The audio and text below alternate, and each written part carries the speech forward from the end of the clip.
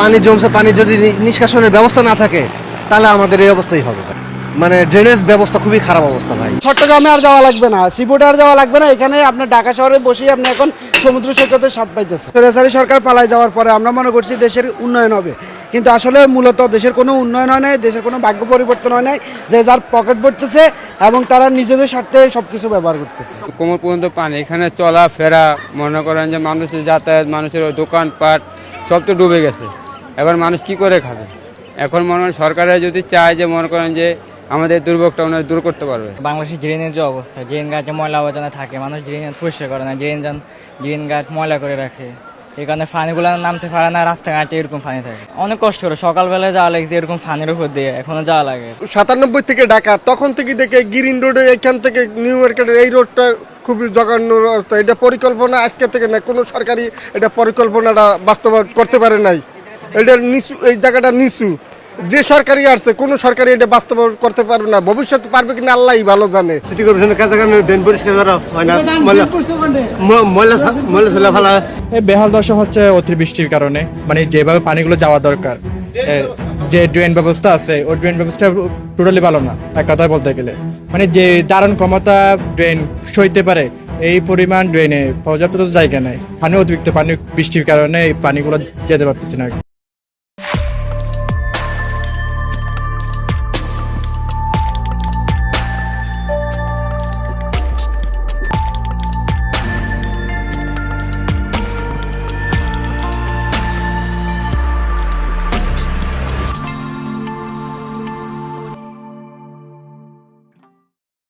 গত পর্বে কইছিলাম চট্টগ্রাম ডোবে প্রকৃতির কারণে। জোয়ার, পাহাড়, সমুদ্র, প্রকৃতি চট্টগ্রামকে সৌন্দর্যই শুধু দেয় নাই, কিছু বিপজ্জনক বৈশিষ্ট্য দিছে। ঢাকার বেলায় চট্টগ্রামের মতো এই অজুহাতটা খাটে না। ঢাকায় যে ডোবে এটা প্রকৃতির খেয়াল না, এটা একটা ধীর পরিকল্পিত। এই শহরের রক্ষা ব্যবস্থা নিজের হাতে আমরা ধ্বংস করছি। 3টা সংখ্যা শোনেন তাহলেই বুঝবেন। এক সময় ঢাকায় প্রাকৃতিক খাল ছিল 65টা, আজকার যত টিকে আছে 26টা, বাকি প্রায় 40টা খাল দখল হয়ে ভরাট হয়ে চিরতরে হারায় গেছে। এখন নতুন প্রজন্ম জানেও না যে ওইখানে একদিন খাল ছিল। 2 নাম্বার, একটা সুস্থ শহরে মাথাপিছু অন্তত 4.5 বর্গমিটার জলাধার থাকার কথা, একজনের জন্য 4.5 বর্গমিটার।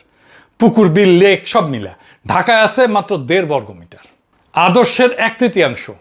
আর গত 44 বছরে 1980 থেকে 2024 ঢাকা তার 60% বেশি জলাধার হারায় ফেলছে। একই সময় শহরের কংক্রিট ঢাকা এলাকা বাড়ছে প্রায় 7.5 গুণ। 1980-তে ছিল মাত্র 7%, এখন 49%। যে পরিমাণে কংক্রিট কাঠামো থাকার কথা ছিল সেই পরিমাণে কংক্রিট কাঠামো 50টা থানার মধ্যে 30টারই সেই নিরাপদ সীমা অতিক্রম করে গেছে। ধানমন্ডি, মিরপুর, উত্তরার মতো এলাকা 80 থেকে 90% কংক্রিট, শুধু কংক্রিট। শহরটা আক্ষরিক অর্থে একটা কংক্রিটের চাদরে ঢেকে গেছে, যার নিচে পানি ঢোকার আর কোনো জায়গা নাই, ফাঁকা নাই। যে বক্স কালভার্ট দিয়ে পানি যাওয়ার কথা সেগুলোর ভেতরে ময়লা পানিতে পলিতে জমাট বেঁধে এখন স্বাভাবিক প্রবাহের 5 থেকে 10% গতিতে মাত্র পানি টানে। মানে নালা আছে কাগজে, বাস্তবে মৃত। খাল আর কালভার্টের ভেতরে পানি জমে সিমেন্টের মতো শক্ত হয়ে গেছে। তাহলে বুঝেন বৃষ্টির পানি নামবে কোথায় দিয়ে? খাল নাই, জলাধার নাই, নালা বন্ধ, পানি যাওয়ার সব দরজা আমরা নিজের হাতে বন্ধ করে দিছি। এখন বৃষ্টি নামলে পানি রাস্তাতেই থাকে, আর কোনো উপায় তো রাখিনি। এইটাই হইতেছে ঢাকার আসল গল্প। প্রকৃতি ঢাকারে ডোবায় না, ঢাকা আমরা ডুবাইছি, নিজেরা ডুবাইছি। আমরা খালটাল পরিষ্কার করি, তারপরে আবার সেটা ভরে যায়। কেন? কারণ খালটাল পরিষ্কার করা এটা একটা ঘটনা, কিন্তু এটাকে ঠিক রাখা, পরিষ্কার রাখা এটা একটা ব্যবস্থা। মোহাম্মদপুরে খাল কার্টুনিস্ট মিশুর উদ্যোগে পরিষ্কার করা হলো, কয়েকদিন পরে আবার ময়লা জমতে শুরু করলো। কারণ পরিষ্কার করা একটা ঘটনা, কিন্তু পরিষ্কার রাখা একটা ব্যবস্থা, আর সেই ব্যবস্থা করার সক্ষমতা আমাদের নাই। সেই পুরানো অভিশাপ, যৌথ সম্পদের ট্র্যাজেডি। খালে ময়লা ফেললে ব্যক্তির লাভ, এক ব্যাগ ময়লা, কিন্তু ক্ষতি গোটা শহরে ছড়ানো। তাই এলাকাবাসী যারা পরিষ্কার খালের সরাসরি সুবিধাভোগী তারাই খালে ময়লা ফেলে। আর একটু পরিষ্কার করে বলি, একটু বুঝতে সুবিধা হবে। দেখেন কিভাবে এটা কাজ করে। ধরেন আপনি খালের পাশে থাকেন, মানে আপনি বা যে কেউ একজন, আপনার হাতে একটা ব্যাগ ময়লা।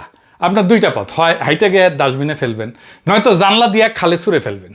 এখন আপনি মনে মনে হিসাব করেন, খালে ফেললে আপনার লাভ তো, সময় বাঁচলো, কষ্ট বাঁচলো, যাইতে হইলো না হাইটে হাইটে। আর ক্ষতি, আপনার এক ব্যাগ ময়লা তো গোটা খাল বরাদ হয়ে যাবে না, তাই না? ক্ষতিটা এত সামান্য, এত ছড়ানো যে আপনি নিজের টেরও পাবেন না। তাইলে আপনার ব্যক্তিগত হিসাবে খালে ফেলাটাই বুদ্ধিমানের কাজ, তাই না? যৌক্তিক কাজ, লাভ পুরাটা আপনার, ক্ষতির ভাগটা গোটা শহরে, যার মধ্যে আপনি একজন, আপনার উপরে সামান্য পড়বে। সমস্যা হইলো এই একই হিসাব খাল পাড়ের প্রত্যেকে করে। 10,000 মানুষ প্রত্যেকে ভাবে আমার এক ব্যাগে কী বা হবে, আর 10,000 ব্যাগ জমে খালটা মরে যায়। এখানে আসল পেঁয়াজটা, যে এলাকাবাসী পরিষ্কার খালের সবচেয়ে বড় সুবিধাভোগী, শুকনো রাস্তা, মশাহীন পাড়া, তারাই খালটা ভরাট করে ফেলে। কারণ প্রত্যেকে নিজের জায়গায় দাঁড়ায়, ঠিক সিদ্ধান্তটা নেয়, ঠিক কথা করে, ঠিক কাম করে আর কি। কিন্তু সবার সে ঠিক কাম একসাথে জড়ো হয় একটা ভুল ফল বানায়, সবার ক্ষতি হয়। ব্যক্তির যুক্তি আর সমষ্টির স্বার্থ এখানে উল্টা দিকে টানাটানি করে, বুঝিছাও? ভাগের মা গঙ্গা পায় না। বাংলাদেশ যেন এই প্রবাদটাকে জাতীয় একটা নীতিতে, ট্র্যাজেডিতে পরিণত করছে। এখন কইতে পারেন যে এইটা তাইলে কেমনে করে সমাধান করবেন? সমাধান আছে, আমি এপিসোডে দেখাই দেব। আমারে নিয়া আমার এইটারা ট্রল করে সব জন, তাহলে সারা দুনিয়া অনেকে এমন সমস্যা পড়ে নাই। আমাদের সমস্যাগুলো তো ইউনিক না, তার সমাধানও করছে সারা দুনিয়া। তাদের উদাহরণ দেখে আমরা সমাধানের রাস্তা বের করতে পারি। এর জন্য তো সব জানতে হওয়ার দরকার পড়ে না, তাই না? কাণ্ডজ্ঞান থাকলেই হয়। ওই আলাপে যাওয়ার আগে আরও কয়েকটা জিনিস একটু দেখে নিই, এই ঢাকার জলবদ্ধতা বোঝার জন্য এটা খুব জরুরি। কি কি আসেন দেখি। ঢাকার ড্রেনেজ এটা গঠনগতভাবে পঙ্গু। 4টা জায়গায় আমি আইডেন্টিফাই করে বলতেছি। 1 নাম্বার, ঢাকার বৃষ্টির পানি সামলায় মূলত 4টা আলাদা সংস্থা, প্রত্যেকের ভাগে আলাদা আলাদা টুকরা। পানি উন্নয়ন বোর্ড চালায় বাঁধের রেগুলেটর এবং গেট, 52টা সুইচ গেট আছে, একটা পাম্প স্টেশন আছে। ওয়াসা চালায় বড় খাল এবং পাইপ, 385 কিলোমিটার ড্রেন আছে, 4টা পাম্প আছে, 10 কিলোমিটার বক্স কালভার্ট আছে। সিটি কর্পোরেশন চালায় ছোট নালা, উত্তরে 1250 কিলোমিটার, দক্ষিণে 961 কিলোমিটার। আর রাজুক তাদের নতুন রাস্তার পাশে ড্রেন বানায়। এখন বুঝেন, 1 ফোঁটা বৃষ্টির পানি নদীতে পৌঁছাইতে হলে তাকে রাজুকের ড্রেন, সিটি কর্পোরেশনের নালা, ওয়াসার খাল, পানি উন্নয়ন বোর্ডের গেট, 4টা মালিকানা পার হইতে হবে।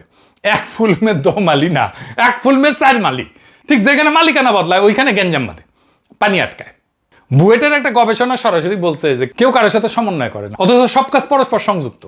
এক জায়গায় সমস্যা হলে পুরা পানির প্রবাহ চ্যানেল আটকে যায়। 2 নাম্বার সমস্যা কি, ঢাকার পানি নামে মূলত গ্র্যাভিটিতে, মাধ্যাকর্ষণে। এর মানে উপর থেকে নিচে নামে স্বাভাবিকভাবে, স্বাভাবিক গতিতে পানি যেভাবে নামে আর কি, গড়ায় গড়ায় নদীতে।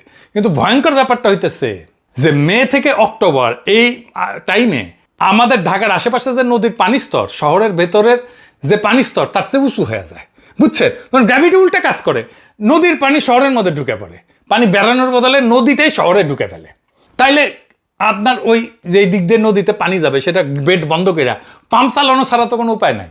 এই চট্টগ্রামে যে জোয়ার সমস্যায় হুবহু একই রকম ঢাকাই সংস্করণ, শুধু সাগরের বদলে নদী। আর ঢাকা সমুদ্রপৃষ্ঠ থেকে খুব বেশি উঁচুতে না, কিন্তু মাত্র 6 থেকে 8 মিটার উঁচু। শহরের পূর্বাংশ মানে বালু নদীর দিকের এলাকা যেমন রামপুরা, বাড্ডা, খিলগাঁও, বাসাবো, ড্যামরা, যাত্রাবাড়ি সবচেয়ে নিচু। পশ্চিম এলাকা 2080 সালে বন্যার পর বেড়িবাঁধ দিয়ে ঘেরা হয়েছে, কিন্তু পূর্বাংশে এই সুরক্ষার বাইরে, খোলা নিচু প্লাবনভূমি, তাই ওইখানে পানি জমে সবচেয়ে বেশি, নামে সবচেয়ে দেরিতে। 3 নাম্বার সমস্যা কি, কমলাপুর স্টেডিয়ামের পাশে সিটি কর্পোরেশনের একটা পাম্প স্টেশন আছে, কাগজে কলমে মিনিটে 8.5 লাখ লিটার পানি সরাইতে পারে, কিন্তু ভারী বৃষ্টির পর সেটা কাজেই লাগে না। কেন জানেন? কারণ এর সাথে যে যুক্ত নালা আর বক্স কালভার্ট এটা বন্ধ, পানি যায় না ওই পর্যন্ত। পাম্প আছে কিন্তু পাম্পের মুখ পর্যন্ত পানি পৌঁছায় না, মানে কাগজে আছে কিন্তু কাম করে না। এতে যন্ত্র আছে, নিখুঁত আছে, ইনভেস্টমেন্ট আছে, কিন্তু একটা যন্ত্র নিখুঁত হলে কাজ করতেছে না, কারণ শিকলের যে বাকি জায়গা ওটা ভাঙা থাকলে গোটাটাই তো অকেজ, তাই না? এরপরের সমস্যা কি, ডিএনডি বাঁধ। ঢাকার দক্ষিণের ডিএনডি এলাকা বন্যা ঠেকাইতে চারিদিকে বাঁধ দিয়ে ঘেরা, আপনারা তো জানেন। বাঁধ বাইরের বন্যা ঠেকায় কিন্তু ভেতরের বৃষ্টির পানি আটকে দেয়, এটা বাইরেতে দেয় না। সেটার বের করার একমাত্র উপায় হচ্ছে পাম্প, আর পাম্প এত সক্ষম না। পাম্প যত পরিমাণে পানি আসে বের করতে হয় সেটা পারে না পাম্প। তাহলে হইলটা কি, বাদ দিয়া বাইরের বন্যা ঠেকাইলেন কিন্তু ভেতরের বৃষ্টির পানিও আটকা পড়লো। তো আগে এই পানি শুষে নিত ভেতরের কৃষি জমি। 1962 সালে ডিএনডির এলাকার ভেতরে 80% ছিল ধান ক্ষেত, প্রকৃতির এটা স্পঞ্জের মতো, পানি গেলে টেনে নেয়। কিন্তু নগরায়নে ওই কৃষি জমির নামে আসতে 25% নিচে, বাকিটা কংক্রিট। এখন পানি শোষণের জায়গাও নাই, বেড়ানোরও পথ নাই, আর পাম্প কাজ করে না। আমার পাম্প যা দরকার তার চেয়ে কম। ফল কি, বাঁধের ভেতরে প্রায় 87% এলাকায় এখন বৃষ্টি হলে ডুবে যায়। সুরক্ষার জন্য বাদী হয়ে উঠলো জলাবদ্ধতার উৎস। রাষ্ট্র এক সমস্যার সমাধান করতে গিয়ে আর এক সমস্যা বানায় ফেললো। তার মানে ঢাকার ড্রেনেজ শুধু নোংরা না, এটা গঠনগতভাবে পঙ্গু। ময়লা পরিষ্কার করলেও একই ডিজাইন সমস্যা থেকে যায়। এবার একটা গল্প বলি, টাস্কি তো খেয়া যাবেন। 1998 সালে ঢাকার ইতিহাসের অন্যতম ভয়াবহ বন্যা হয়েছিল, আপনারা মুরব্বীরা জানেন, বয়স্করা জানেন। শহরের 56% ডুবে গেছিল। শহরের প্রায় 1/4 পানি বেড়ায় একটা মাত্র গেট দিয়া, রামপুরা রেগুলেটর দিয়া। বন্যার সময় দেখা গেল এই রেগুলেটর কিভাবে চালানো হবে তার না আছে কোনো নীতিমালা, না আছে দায়িত্বপ্রাপ্ত কেউ। আর নদীর পানি ঠেকাইতে যে গেটগুলো বন্ধ রাখার কথা ছিল সেগুলো বন্ধই করা হয়নি। শহরের সবচেয়ে গুরুত্বপূর্ণ পানি নিষ্কাশন গেট কখন খুলবে, কখন বন্ধ হবে, কে চালাবে কেউ জানে না, কারো দায়িত্ব না। তো শহর তো ডুববেই, ঢাকা শহর কি বেঁচে থাকবে? কারণ শহরের সবচেয়ে জরুরি সুইচটার পেছনে কোনো মানুষ নাই, কেউ দায়িত্ব নাই, কোনো নাম নাই, কোনো জবাবদিহিতা নাই। এইবার আসেন সমাধানের প্রসঙ্গে আসি। বিশ্বে এইভাবে এই প্রবলেম নানাভাবে জিতছে, আসেন কিভাবে জিতছে সেটা একটু দেখি।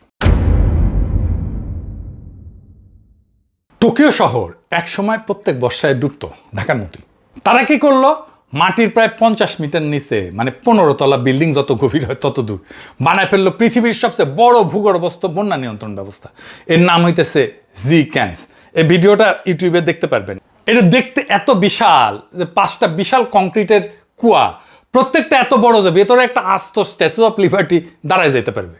এই কূপগুলো একটা টানেল দিয়ে যুক্ত, আর পানি ঠেলে বের করে দেওয়ার জন্য একটা শক্তিশালী পাম্প আছে যেটা চালানো হয় বিমানের জেট ইঞ্জিন দিয়ে, এত শক্তিশালী। বৃষ্টির পানি যখন শহরে জমতে শুরু করে, এই ব্যবস্থা সেকেন্ডে 200 টন পানি টাইনে নদীতে ফেলে দিতে পারে। খরচা বেশি, $260 কোটি লাগছে এটা জাপানের। বানাইতে সময় লাগছে 13 থেকে 14 বছর। কিন্তু যে এলাকা এটা বাঁচায় সেখানে বন্যার ক্ষতি প্রায় 90% কমে গেছে। আর এই ব্যবস্থা এই পর্যন্ত 150-র বেশি বার চালু করতে হয়েছে, মানে 150-র বেশি বন্যা এটা ঠেকাই দিছে। ঢাকায় কি এটা করা যায়? এটা কাজ করে, সন্দেহ নাই, কিন্তু এটা ভয়ঙ্কর ব্যয়বহুল আর তৈরি হতে বহু বছর সময় লাগে। তাই এটা ঢাকার পুরো সমস্যার সমাধান হইতে পারে না। তবে যেসব জায়গা সবচেয়ে বেশি ডোবে, যেমন পুরান ঢাকা বা ডিএনডি এলাকা, সেখানে ছোট আকারে এরকম ভূগর্ভস্থ জলাধার করে দেখা যেতে পারে আর কি। 2 নম্বর মডেল কি, কুয়ালালামপুরে স্মার্ট টানেল। এইটা এক সুড়ঙ্গ 2 কাজ, এক ফুল 2 মালি। হ্যাঁ, কুয়ালালামপুরও ঢাকার মতো 2টা সমস্যা ছিল একসাথে। একদিকে আকস্মিক বন্যা, আর একদিকে ভয়াবহ যানজট। তারা মাটির নিচে বানাইলো প্রায় 10 কিলোমিটার লম্বা একটা বিশাল সুড়ঙ্গ, এমনভাবে যেন 2টা কাজ করতে পারে। স্বাভাবিক সময় যখন বৃষ্টি নাই, সুড়ঙ্গটা একটা মোটরওয়ে, মোটর যাবে, দিনে 30,000 গাড়ি চলে, যানজট কমে। কিন্তু যখন ভারী বৃষ্টি হয় তখন একটা অদ্ভুত ঘটনা ঘটে। সিসিটিভি ক্যামেরায় নিশ্চিত করা হয় যে শেষ গাড়িটাও বেড়ে গেছে। তারপরে কপাট বন্ধ করে দেওয়া হয়, সুড়ঙ্গটাকে বানায় ফেলা হয় বন্যার পানির নালা। যে রাস্তাটা 4 ঘন্টা আগে গাড়ি চলতেছিল সেটা এখন একটা নদী। শহরের কেন্দ্র থেকে লক্ষ লক্ষ ঘনমিটার পানি সরাই নিয়ে নদীতে ফেলে দেয়। আবার পানি নেমে গেলে রাস্তা ধুয়ে মিশে 2 দিনের মধ্যে আবার গাড়ি চলা শুরু হয়। এটা খরচ পড়ছিল প্রায় $515 মিলিয়ন, টোকিওর প্রায় 1/5। অথচ 2টা কাজ 2007 থেকে চালু, আর এই পর্যন্ত 50-এরও বেশি বার শহরের কেন্দ্রকে বন্যা থেকে বাঁচাইছে। জাতিসংঘ পর্যন্ত এটাকে পুরস্কার দিছে। ঢাকার সমস্যা হতো ঠিক এই 2টাই, জলাবদ্ধতার যানজট। একটা কাঠামো নিয়ে 2টা সমাধান। রাজনৈতিকভাবে এটা লোভনীয়, কারণ 1 টাকায় 2 কাজ হবে। ঢাকার কোনো একটা গুরুত্বপূর্ণ করিডোরে এরকম কিছু ভেবে দেখা যেতে পারে। 3 নম্বর মডেল কি, সিঙ্গাপুর। খালকে নদী বানায় ফেলা। সিঙ্গাপুরে বিশান পার্কে একটা সোজা কংক্রিটের নালা ছিল, প্রায় 3.5 কিলোমিটার লম্বা। দেখতে অনেকটা আমাদের হাতির ঝিলের আগের নর্দমাগুলোর মতো আর কি। তারা সেটা সোজা কংক্রিটের নালা ভেঙে দিয়ে বানাইলো একটা 3 কিলোমিটার লম্বা আঁকাবাঁকা প্রাকৃতিক নদী, গাছপালা ঘাস পাথর দিয়ে সাজানো। এই আঁকাবাঁকা নদী একদিকে আগের চেয়ে অনেক বেশি বৃষ্টির পানি ধরে রাখতে পারে, আবার অন্যদিকে হয়ে উঠছে শহরের সবচেয়ে সুন্দর পার্ক, যেখানে মানুষ বিকালে হাঁটতে যায়, বাচ্চারা খেলে। ওই একই পার্কেই খরচা হইল প্রায় $5.5 কোটি। টোকিওর খরচের তুলনায় যা সামান্য একটা ভগ্নাংশ। কিন্তু আসল রহস্যটা কিন্তু টাকায় না, অন্য জায়গায়। সিঙ্গাপুরের পানি দেখাশোনা করে একটা সংস্থা, আর পার্ক দেখাশোনা করে আরেক সংস্থা। এই 2 সংস্থা তাদের বাজেট আর দায়িত্ব আলাদা না রেখে এক জায়গায় জুড়ে কাজটা করলো। এটা ঢাকার জন্য সবচেয়ে মানানসই। ঢাকার হারায় যাওয়া 40টা খাল ফেরায় আনা, শুধু নর্দমা হিসাবে না, নদী আর পার্ক হিসাবে। কারণ মানুষ যখন খালটাকে ভালোবাসবে, নিজের বিকেলের হাঁটার জায়গা মনে করবে, তখন সেখানে সে ময়লা ফেলবে না। যৌথ সম্পদের যে অভিশাপের কথা বলছিলাম না, সেটা ভাঙার এটা আসল চাবি। আর একটা মডেল আছে রটারডামে, পানির চত্বর। এক জায়গা 2 চেহারা, মানে রটারডাম কিছু বানাইলো পানির চত্বর। ব্যাপারটা এমন যে শহরের খোলা চত্বর, খেলার মাঠ, স্কোয়ারগুলো এমনভাবে বানানো হইলো যে শুকনা দিনে ওইগুলো বাচ্চাদের খেলার মাঠ হবে, বাস্কেটবল কোর্ট হবে, বসার জায়গা হবে। কিন্তু ভারী বৃষ্টির সময় ওই একই চত্বর নিচু হইয়া অস্থায়ী জলাধার পুকুরে পরিণত হয়ে যাবে, পানি ধরে রাখবে। যতক্ষণ না নালা খালি হয়ে যায় ততক্ষণ সে পানিটা ধরে রাখবে। নালা খালি হয়ে গেলে এই পানিটা ছেড়ে দেবে। একটা নির্দিষ্ট জায়গা, একটা নির্দিষ্ট দায়িত্ব। ঢাকার পার্কে, খেলার মাঠে, স্কুলের মাঠে এইগুলোকে ডাবল ডিউটিতে লাগানো যায়। শুকনা দিনে খেলার মাঠ, বৃষ্টির দিনে জলাধার। জায়গা নতুন করে কিনতে হয় না, যা আছে তাকেই দুইভাবে কাজে লাগানো যায়। আমাদের তো দরকার অতিবৃষ্টির সময় পানি ধরে রাখা। আমরা এই কাজ তো কিছুটা হলেও করছি, ঢাকার নিজে হাতের জেলেই করছি। এই একটা জায়গা শহরের প্রায় 1/4 বৃষ্টির পানি ধরে রাখে। এটা কার্যকর প্রাকৃতিক জলাধারের মতো কাজ করে। গবেষকরা বলছে যে হাতের ঝিলের মতো আরো অন্তত 20টা এরকম জলাধার বানানো হোক। আর একটা গবেষণা বলছে ঢাকার মাত্র 15টা খাল যদি ঠিক মতো খনন করা যায়, তাইলে ঢাকা শহরের প্রায় 80% জলাবদ্ধতা দূর হয়ে যাবে। মানে সমাধান কোনো দূরের স্বপ্ন না, হাতের নাগালে। তাহলে ঢাকার জন্য সবচেয়ে বাস্তব পথ কোনটা? আমি কইতে পারেন দাদা এত বড় বড় পরিকল্পনার কথা কইছে, আমি তো বর্ষায় ডুবতেছি এখনই, সামনের বর্ষাতেও ডুববো। তাহলে দ্রুত এই 2-1 বছরের মধ্যে কি কোনো পার্থক্য টের পাওয়া সম্ভব? হ্যাঁ সম্ভব, কিন্তু একটা শর্তে, যেটা শেষে বলবো। দেখেন, 2টা জিনিস আলাদা করতে হয়। একটা হইলো সমস্যা স্থায়ী সমাধান, সেটা বছরের পর বছরের কাজ। আর একটা হইলো দৃশ্যমান উন্নতি, মানে মানুষ যেন টের পায় যে আগের চেয়ে কম ডুবতেছে, পানি দ্রুত নামতেছে। এই দ্বিতীয়টা অনেক দ্রুত সম্ভব। সবচেয়ে দ্রুত 1 বর্ষার মধ্যেই নালা আর কারভার্ট পরিষ্কার করতে হবে, সোজা হিসাব। মনে আছে বলছিলাম ঢাকার বক্স কালভার্টগুলোর ভেতরে জমাট বেঁধে স্বাভাবিক গতির মাত্র 5 থেকে 10% পানি টানতেছে। এখন ভাবেন, এই বন্ধ কালভার্ট যদি শুধু পরিষ্কার কইরা অর্ধেক গতিতেও আনা যায়, ওই এলাকা পরের বৃষ্টিতেই মানুষ পার্থক্য টের পাবে। এখনই এই বক্স কালভার্ট পরিষ্কার করার কাজে ঝাঁপে পড়া উচিত। একটা বাস্তব উদাহরণ দিই, ঢাকার শিল্পকলা একাডেমি থেকে টিটাপাড়া পর্যন্ত প্রায় 3.5 কিলোমিটার লম্বা একটা বক্স কালভার্ট আছে। শুধু এই একটা কালভার্ট পরিষ্কার করলে সেগুনবাগিচা, সচিবালয়, পল্টন, মতিঝিল এই এলাকাগুলোর প্রায় 10 লক্ষ মানুষ সরাসরি উপকৃত হয়। একটা কালভার্ট 10 লক্ষ মানুষ। এই কাজটা মাসের হিসাবে হয়, বছরের না। এর পরের ধাপ 1 থেকে 2 বর্ষা কৌশলগত খাল খনন। এখানে একটা দারুণ তথ্য আছে। River and delta research centre নামে একটা গবেষণা সংস্থা হিসাব করে দেখাইছে যে ঢাকার সব খাল না, শুধু বেঁচে নেওয়া 15টা খাল যদি ঠিক মতো খনন করা যায়, তাইলে শহরের প্রায় 80% জলাবদ্ধতা দূর হয়ে যায়। আর এই খালগুলো কিন্তু ঠিক করে ফেলছে কোনটা কোন এলাকা বাঁচাবে তাও জানা। যেমন ধরেন, পান্থপথের নিচে যে বক্স কালভার্ট খালটা আছে, সেটা খনন করলে কলাবাগান, ধানমন্ডি 27, কাঁঠালবাগান, গ্রিন রোড, হাতিরপুল এই ভয়ঙ্কর জলাবদ্ধ এলাকাগুলো উপকৃত হবে। মানে কোথায় হাত দিতে হবে সেটাও গবেষণায় বলা আছে, শুধু কাজটা করতে হবে। 15টা খাল খনন 1-2 বর্ষার কাজ, যদি সত্যিকারের সদিচ্ছা থাকে। পরিষ্কার করার তো একটা ঘটনা আগে বলছি না, পরিষ্কার করার একটা নাম আছে, ক্র্যাশ প্রোগ্রাম।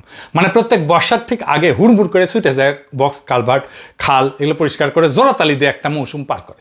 কিন্তু এই ক্র্যাশ প্রোগ্রাম শব্দটা একটা স্বীকারোক্তি যে কোনো স্থায়ী ব্যবস্থা নাই। ফলে 1 বর্ষায় পরিষ্কার করলেন, পরের বর্ষায় আগের অবস্থা, আগের ময়লা, আগের দখল, সেই একই ডুবন্ত মিরপুর, ডুবন্ত ঢাকা। তাই পরের বর্ষায় ঢাকাবাসী নিঃসন্দেহে পার্থক্য টের পেতে পারে যদি এখন থেকে কালভার্ট পরিষ্কার করে কয়েকটা খাল খনন শুরু করা হয়। কিন্তু সেই উন্নতি বছরের পর বছর ধরে রাখতে গেলে লাগবে সেই একই জিনিস, যেটা এই গোটা পর্বে বারবার ফিরে আসছে: একক দায়িত্বশীল কর্তৃপক্ষ, নিয়মিত রক্ষণাবেক্ষণ আর দখল ঠেকানোর স্থায়ী ব্যবস্থা। দ্রুত উন্নতি টের পাওয়ানো সহজ, সেই উন্নতি ধরে রাখাটাই হইতেছে আসল পরীক্ষা। ঢাকার জলাবদ্ধতার সমস্যার সমাধান খুবই সম্ভব, কোনো একক মডেল না, যতগুলো মডেলের কথা বলছি, বরং একটা মিশ্রণ। হারানো খাল পুকুর ফিরে আনা, নদী পার্ক জলাধার বানানো, সস্তা দেশীয় টেকনোলজি যেমন হাতের ঝিলে আমরা করছি, এটা প্রমাণিত। তার সাথে 2-একটা কৌশলগত জায়গায় স্মার্ট টানেলের মতো বহুমুখী কাঠামো, যেখানে জলাবদ্ধতা আর যানজট দুইটাই তীব্র।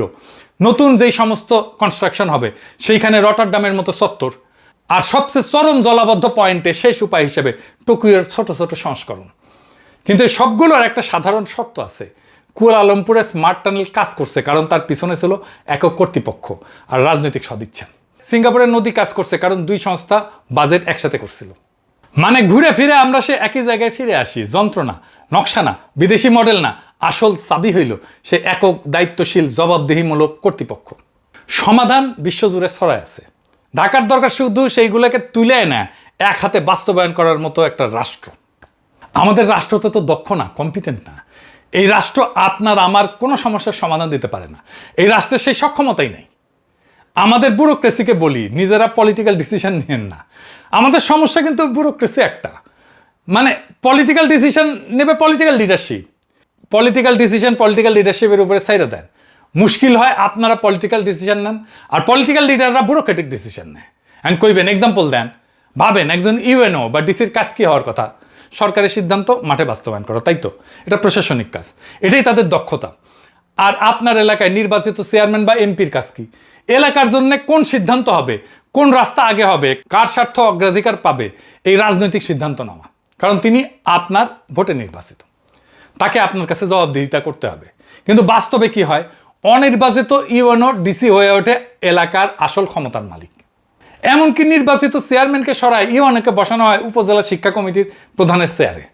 আর নির্বাচিত এমপি তখন কি করে, বদলি নিয়োগের তদবির নিয়ে ঘোরে। তখন এটা আমার বানানো কথা না, একজন 7 বারের এমপি নিজে আক্ষেপ করে বলছিল যে আমরা নামে মাত্র নির্বাচিত হয়েছি, প্রকৃত ক্ষমতার মালিক তারাই, আমরা কর্মকর্তাদের দয়ায় চলতেছি। মাননীয় স্পিকার, বর্তমানে যে অবস্থাটা, তাতে আমাদের এলাকায় এই আমাদের যে সরকারি কর্মকর্তারা আছে, যেমন ইউএনও, ডিসি, তারাই এমন দেশের মালিক, তারা যা করে সেটাই চলে। এই একটা কম্বল পর্যন্ত আমরা দিতে পারি না, সরকারি ত্রাণ। হ্যাঁ, নিজেরাই আমরা কিনে আমরা দিচ্ছি, কিন্তু সরকারি যে ত্রাণ আসে তা সেগুলো একটা আমাদের দেওয়া হয় না।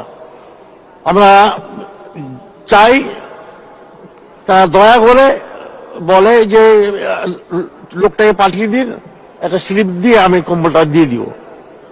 এই হচ্ছে আমাদের অবস্থা, মাননীয় স্পিকার। তো আমরা এই ইউনো এবং এই সরকারের কর্মকর্তা যারা, তাদের দয়ায় এখন আমরা চলছি। মাননীয় স্পিকার, আমি এবার দিয়ে 7বার নির্বাচিত হয়েছি, এই জাতীয় সংসদে আমি আসছি। ভাবেন, 7 বারের একজন নির্বাচিত এমপি বলতেছে তিনি চলতেছেন অনির্বাচিত কর্মকর্তার দয়ায়। সব উল্টা পাল্টা। হাউজিকালে একটা কল আছে, উল্টা পাল্টা 69। আমলা বসে আছে রাজনীতিবিদের চেয়ারে, রাজনীতিবিদ করতেছে আমলার কাজ, দুইজনেই ভুল চেয়ারে। আর যেখানে চেয়ারই উল্টা, সেখানে জবাবদিহিতে উল্টা যায়, কারণ আমলা তো আপনার আমার ভোটে নির্বাচিত না, তাকে আপনি সরাইতেও পারেন না। রাষ্ট্রের বদল আমাদের জীবনের জন্য কত জরুরি দেখেন। এই জন্যই জুলাই আসছিল, আমরা এই জন্যই রাষ্ট্রের বদল চাইছিলাম। এটা না হইলে আমাদের কোনো সমস্যাই মিটবে না, কারণ আমরা সেই চাবি দিয়ে আমাদের ভাগ্যের তালা খুলতে চাইতেছি, যেই চাবি সেই 1972 সাল থেকে কাজ করেনি, আগামী 1000 বছরও করবে না। তাই আপনার আমার সবার সেই আওয়াজ তোলা বন্ধ করা যাবে না। আমাদের নয়া রাষ্ট্র লাগবে, নয়া রিপাবলিক লাগবে, নইলে আমি আপনি কেউ আজাদ হইতে পারবো না, আমাদের রাষ্ট্র আজাদ হইতে পারবে না। ইনকিলাব জিন্দাবাদ, আজাদি জিন্দাবাদ।